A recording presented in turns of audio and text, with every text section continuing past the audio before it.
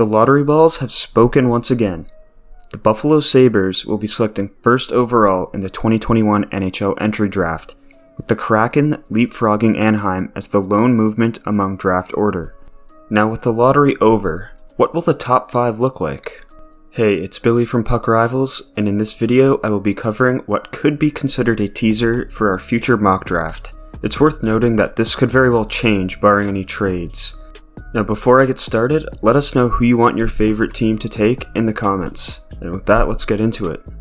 Alright, so for the first pick, we have the Sabres selecting Owen Power.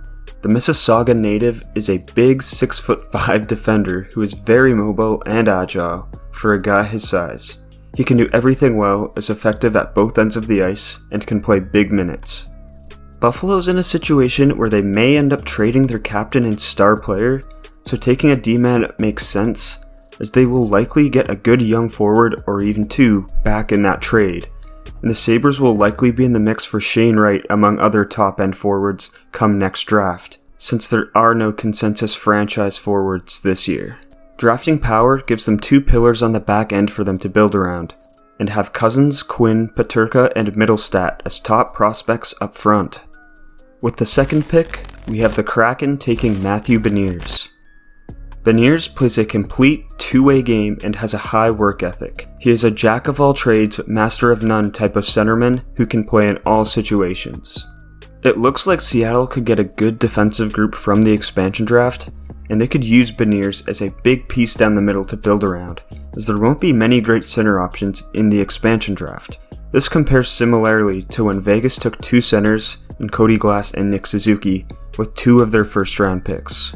It would be completely up to the Kraken, but perhaps Beniers could step in and play in the middle 6 if they really wanted him to. With the third pick, we have the Ducks going with William Eklund. He is a very smart player, which helps him to be effective at both ends of the ice. He's got a great shot and plays with speed and can put up points. He played regular minutes in the SHL against men this year and posted 23 points in 40 games.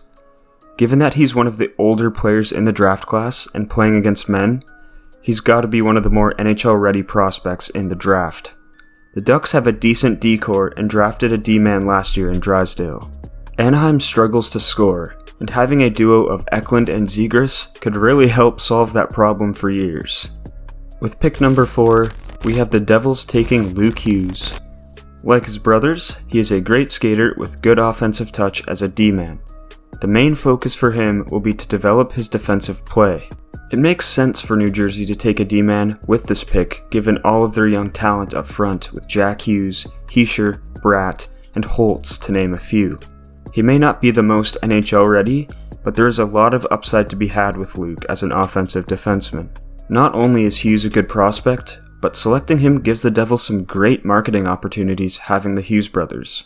Oh, and I think it'll make Jack happy as well. And with the 5th pick, we have the Blue Jackets selecting Brandt Clarke. He is a gifted offensive defenseman that is great on his edges and owns a high top speed. He can get out-muscled defensively, but he can also break up plays with his high hockey IQ and speed. We think it's likely the Jackets go with a D here, since it looks very likely they will be trading Seth Jones, and they lack a high-end D prospect. They also have some pretty good forward prospects in Marchenko and Chinahov. With the retool, next year's draft has better top-end forward options, so take a top offensive D-man here. Some scouts even think Clarke could end up being the best defenseman of this draft class.